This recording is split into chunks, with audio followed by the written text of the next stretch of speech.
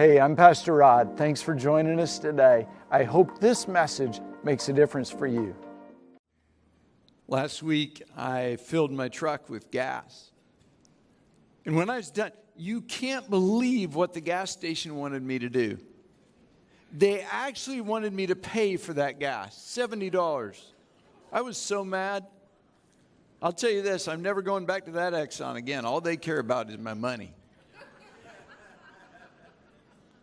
I ate lunch at Chick-fil-A today. The food was good.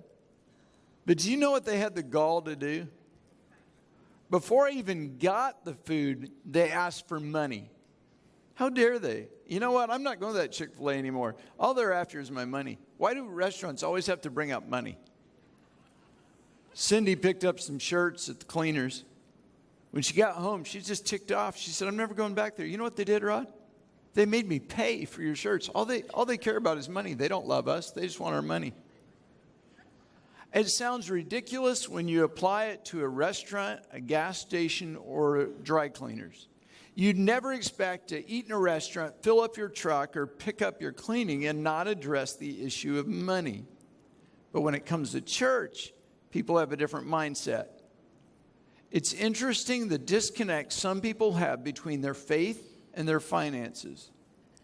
The thought is, well, I go to church, I might even love God, but I'm sure not going to let that affect what I do with my money. I've committed my life to Jesus. You can talk about sin, hell, adultery, self-control, or anything else, but you better not talk about money.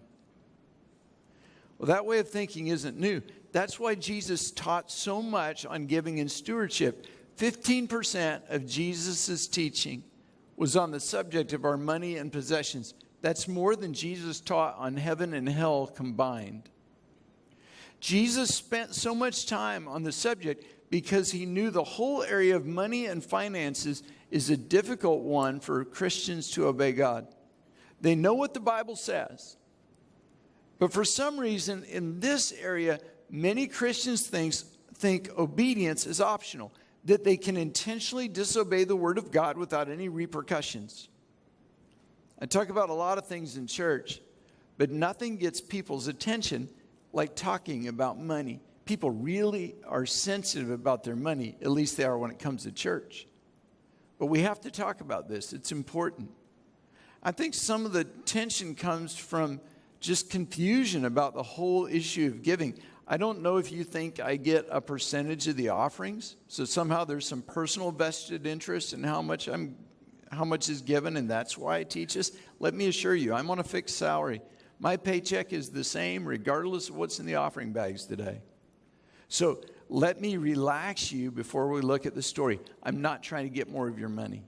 In fact, if you think that's my goal, keep your money. Watch and see if that changes the way we love you, minister to kids, or care for you in times of crisis. It won't, because we don't know. We don't know what you give. When you go in the hospital, we don't look to see how much money you give before we decide to visit you. We don't know. I want to look at a passage from Matthew 25. It's a parable, a story told by Jesus to illustrate a truth. This parable applies to many areas of your life, how you share your faith, how you use your abilities, and what you do with your money. Jesus said, Matthew 25:14, again, it will be like a man going on a journey who called his servants and entrusted his property to them. This story was based on a familiar custom in Jesus' day. Local leaders of the Roman Empire often journeyed to Rome to lobby for power or to position themselves politically when a new emperor took control. While they were away, they put their servants in charge. This guy gathered his workers and said, guys, I'm going away for a while. I'm going to leave you in charge of the business and my money. Now notice the Bible says he entrusted his property to them. They had temporary management of it, but it was still his money. They didn't own it. It wasn't theirs. But they were given the responsibility and the authority to do something with what they were given. In those days, these servants were called stewards. Stewards were ones who acted on behalf of their owner. In this story, the owner represents God. The servants represent us. And the first stewardship principle we learn is, I don't own anything. God owns it all. God owns everything. Everything I have comes from him. Everything I have belongs to him. God just asked me to manage it. He owns it. I manage it. It's not my money. It's his money. I remember one time when Tyler was little, we went to McDonald's. And on this particular day, I was trying to be healthy. I had a grilled chicken sandwich. But Tyler got French fries. We sat down, and I'm eating my grilled chicken sandwich, staring at his French fries. And finally, I just had to have one. I reached out to get a fry, and he quickly pulled them away. See, Tyler didn't realize where those fries came from. He forgot that about 5 minutes earlier, I went to the counter, reached in my pocket, pulled out my money, and bought those fries for him. I am the source of French fries. Tyler didn't understand that. He also didn't understand that if I wanted to, I could take those fries away from him. Tyler didn't understand that if I wanted to, I could also bless him with tons of fries. I could bury him in fries, more than he could ever imagine. I didn't need Tyler's fries. If I really wanted to, I could go back to the counter and get my own. What I needed was my son to willingly share what I'd already given him. Let me tell you, it was an amazing display of ingratitude. I paid for those fries. Those were my fries. I bought those fries from me, but Tyler wouldn't share them with me. And sometimes we're just like that. God gives us something, and then we, acting like it's all ours, say, no, no, no, God. And we're unwilling to give just a little bit back to him. You're not touching my French fries. Don't touch my money. How can you become possessive of something that God gave you in the first place? The height of ingratitude is for God to give us something, and then like Tyler with the French fries, we act like it's our own. It's not my stuff, it's his stuff. Everything I have because he has entrusted it to me. To one, he gave 5 talents of money, to another 2 talents, to another 1 talent, each according to his ability. Then he went on his journey. A talent was a unit of silver. In Jesus' day, that unit of silver would have been worth about 2.5 years of wages for the average worker. So let's say $50,000. Let's pick that number. So one guy was given $50,000, another guy was given $100,000, and then one guy got $250,000. They're given a pretty good chunk of money to oversee. Now, right there's something I don't like in this part of the story. That doesn't seem right. That doesn't seem fair. Why does one guy get 5 talents? What's so special about him that he gets 5 while the others only get 1 or 2? Why don't they all get equal amounts? And I hear that question occasionally. Why are some people blessed more than others? Why do they have more than me? I don't know. I don't understand why God gives us different amounts. But I don't have to understand. That's his right. God has the right to distribute to us as he chooses.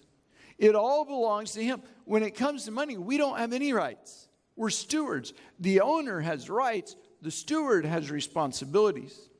You are tasked with the responsibility of managing the money that God has trusted you with.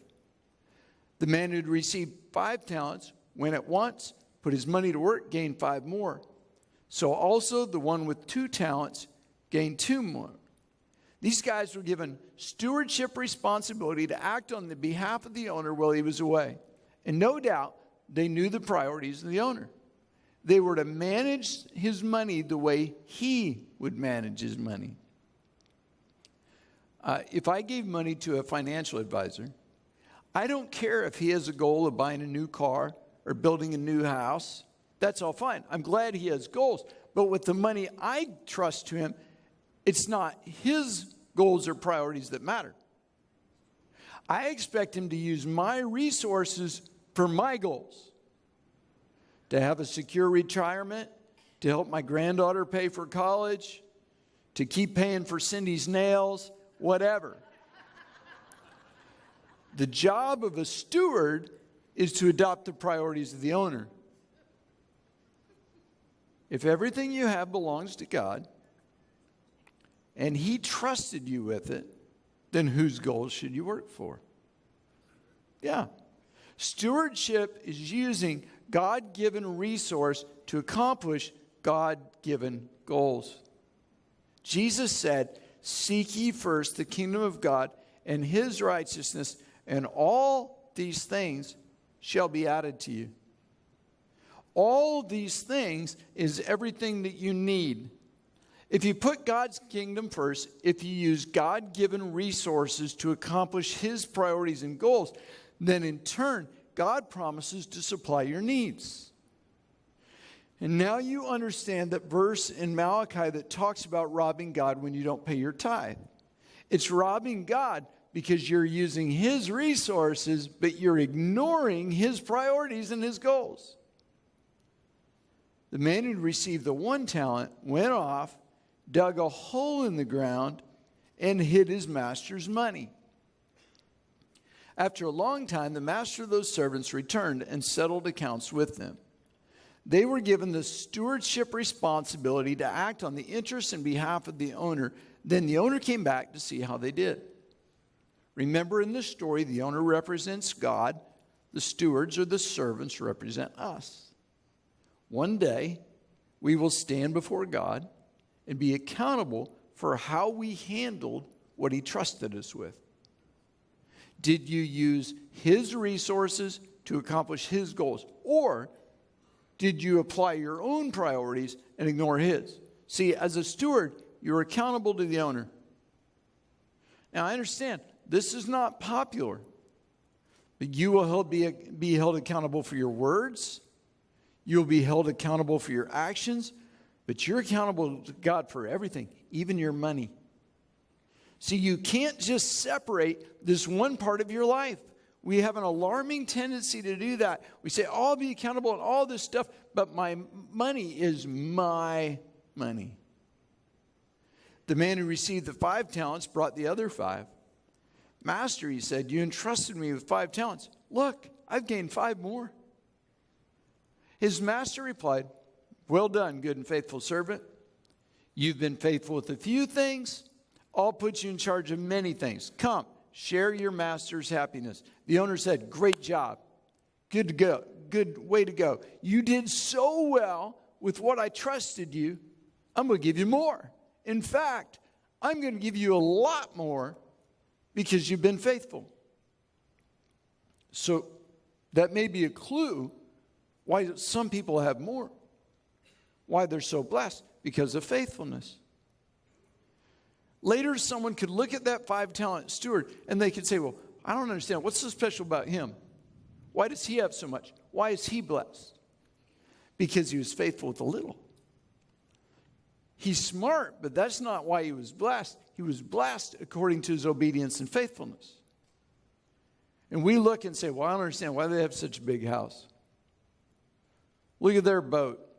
Look at their lake house. How does he drive such a nice truck? You make a huge mistake when you resent someone's blessings without considering their faithfulness. You see what they have, but you don't see what they give. The man with the 2 talents also came. Master, he said, you entrusted me with 2 talents. Check it out. I gained 2 more. And again, the master replied, well done, good and faithful servant. You've been faithful with a few things. I'm going to put you in charge of many things. Come and share your master's happiness. The guy who started with 2 talents was blessed in the exact same way as the guy who started with 5. They didn't start with the same amount. They didn't end with the same amount. But they received the same blessing because they were responsible with what they'd been given. See, it's easy to say, well, if I had a lot of money, I'd be faithful. How about this? Be faithful with what God has given you where you are right now. You'll be blessed according to your faithfulness, not according to the amount you're able to give. The question is not what would I do if I had a lot? The question is, what am I doing with what I have right now? I'm like you. I sometimes daydream about somebody giving me a big pile of money or winning the lottery, even though I don't play the lottery. I think about what I'd do. I'd love to give millions of dollars to the church so we could build a new building debt-free. I'd love to give enough money to meet the entire need for our new campus in Helena, West Helena. I'm so excited about that. But so far in my life, no one has ever given me a big barrel of money. It's never happened. I have never found that suitcase on the ground filled with $100 bills and no one's name. It might never happen. So I have to be faithful with what God's given me now. It's been a lot of years ago, but a couple in our church came to me and they said, we have a dream of writing $1 million check for the kingdom. Now, I probably shouldn't have done it. I should have kept my thoughts to myself. But without even stopping to think, I looked at him and I said, that'll never happen because you won't write a check for $100 now. I know I shouldn't have said it. I said, if you won't be faithful with what you have now, you're not going to be faithful with more. Then the man who received the 1 talent came and listened to his story. Master, I know you're a hard man, harvesting where you've not sown, gathering where you've not scattered seed. So I was afraid. And so I went out and I hid your talent in the ground. See, here it is. His master replied, you wicked, lazy servant. So you knew I harvest where I've not sown and gather where I've not scattered seed. Well, then at least you should have put my money on deposit with the banker, so when I returned, I would have received it back with interest. And then he looked and he said, take the talent from him, give it to the one who has 10. For everyone who has will be given more, and he will have an abundance. Whoever does not have it, even that he has will be taken from him. And then, this seems pretty harsh. He said, throw that worthless servant outside into the darkness where there will be weeping and gnashing of teeth. Now remember, if I was telling the story, every one of these guys would have gotten the same amount to start with. Not the 5-2-1 thing. That doesn't seem fair. If it had to be that way, the different amounts, then I think I would tell the story different. I would let the 1 talent guy, the underdog, be the winner. But that's not what happened. It was the 1 talent guy who didn't use what he'd been given. So, because he didn't use it, because he ignored the priority of the master, he lost it. The master took the 1 talent from him, gave it to the guy who had the most, and then he said, that 1 talent guy is worthless, throw him out. It's a pretty tough story. He didn't use what he was given, so it was taken away. Now, I understand that may not seem fair to you, but in this story, Jesus told about what ought to be going on in the lives of those who claim to be his followers. Everything belongs to God. He has trusted you with some things. You are a steward. You should act on his behalf, his interests, to accomplish his goals.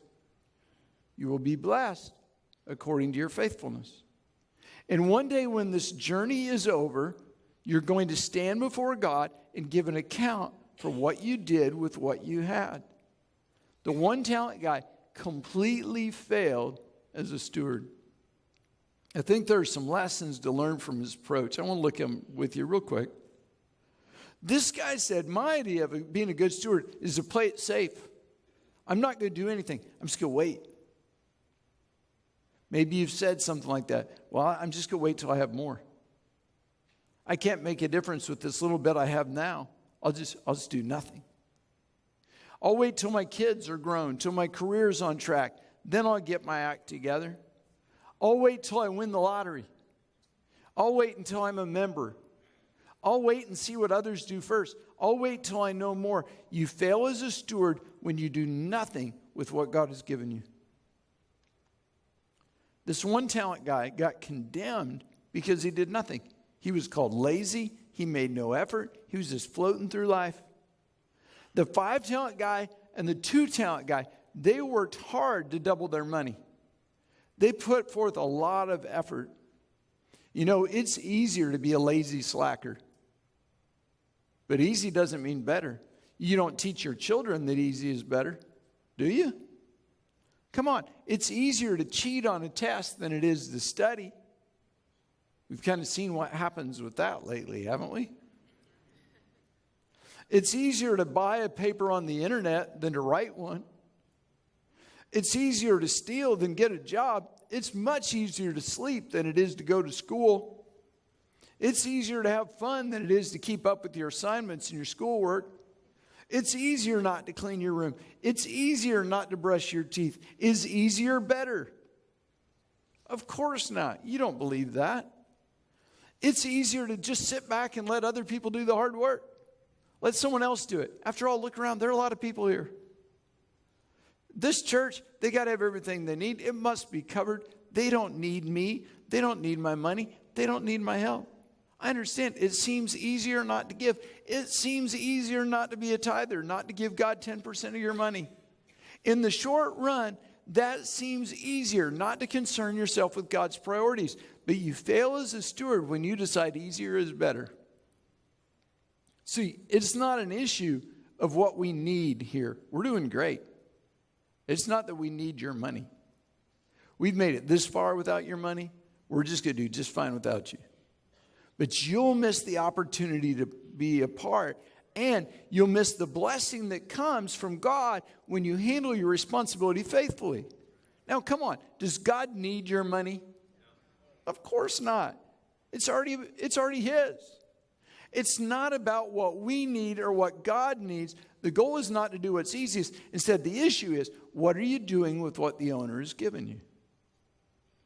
The one-talent guy was so afraid, he went out and he buried the talent. Buried it in the ground. And when the master showed up, he said, you know, it's a little dirty, but here it is. I didn't blow it. I didn't lose it. I didn't waste it. In fact, I kept it safe. I didn't fail. Here, have it back. There was no risk. There was no investment on his part. He was paralyzed by fear. Now, I understand your fear. You fear if I give to God, I won't have enough for myself. If I tithe, how will I pay my bills? If I give money to missions, I'll have less. But just like the one-talent steward, you fail as a steward when you give in to fear. God has trusted you. What you have comes from Him. It's your choice, just like the stewards in the story. You can take what God has given you and use it to accomplish His goals, or you can lose it. And here's the funny part. If you don't use what God has given you to accomplish His goals and priorities, you have no choice. You'll lose it. One day, when this life is over, you'll lose it. You don't get to take it with you. It'll all be gone. No matter how hard you try, you lose it. And you say, well, Rod, that's true of everybody. Don't I lose it all even if I go for God's goals? Oh, no, you missed something. Not the faithful steward, because look what Jesus said. And now, when you put it in that context, now you'll understand this verse. Do not store up for yourself treasures on earth where moth and rust destroy and where thieves break in and steal. It's all going to be gone. But instead of that, store up for yourself treasures in heaven where moth and rust do not destroy and thieves do not break in and steal. You can be a faithful steward and use what God has given you to store treasure in heaven that you won't lose. Treasure that lasts forever. You can use the resources God has entrusted to you to accomplish His goals. You can be a faithful steward. Or you can be like the one-talent guy and lose it all. When Cindy and I got married, we were supposed to get a raise when I got married. And we were pretty excited about that because it was going to be pretty tight. And while we were on our honeymoon, I got a call from my dad who was on the board. He said, hey, son, I want you guys to have a good time. I just want you to know that while you've been gone, you took a voluntary 15% pay cut. I was like, Dad, doesn't voluntary mean I knew? He said, son, I'm sorry. That's where we're at financially. I had to do it. And right then, at the very beginning of our lives together, we had to make a choice. There was a lot of fear, and there was a lot of uncertainty in that moment. And we had to decide, with what God has given us, which is now 15% less than what we thought, what are we going to do? We made the decision many, many years ago. We don't want to live like owners, like it belongs to us, but as stewards, believing and acting and living like it all belongs to God. We don't want to live with closed hands, clutching it for ourselves. We want to live with open hands and say to the Lord, Lord, you gave this to us. How do you want to use this? And what you've given us, you can take whatever you want because it all belongs to you anyway. We are not going to be like Tyler with his French fries. Our hands are going to be open. Lord, it belongs to you. Every year, our goal is to give more to God than we gave the year before. We just want to give an ever-increasing amount to the kingdom. And we trust that God will honor and bless that. Now looking back, we wouldn't change a thing. The only thing we'd change is we'd have given him more and less for us. God will honor and bless that. He's done it for us. He'll do it for you. And I want to challenge you not to be an owner, but to be a steward and say, Lord, thank you. I'm not going to resent what someone else has, but thank you for what you've given me. And now, Lord, with this, what I have, whether you make minimum wage or you make six figures, Lord, with what I have, I'm going to use it to accomplish your purposes and your goals. Because one day I'm going to stand before you and give account, and I want to hear you say, well done, good and faithful servant. Would you bow your heads with me? I want to pray for you. And I know a message like that, everybody expects at the end I'm going to take a special offering or something. I'm going to try to get more of your money. That's not it. It said, I want to pray for you. And I want to pray that you'll live with open hands. And that you'll say to the Lord, thank you for what you've trusted me with. And now I'm going to use this to accomplish your priorities.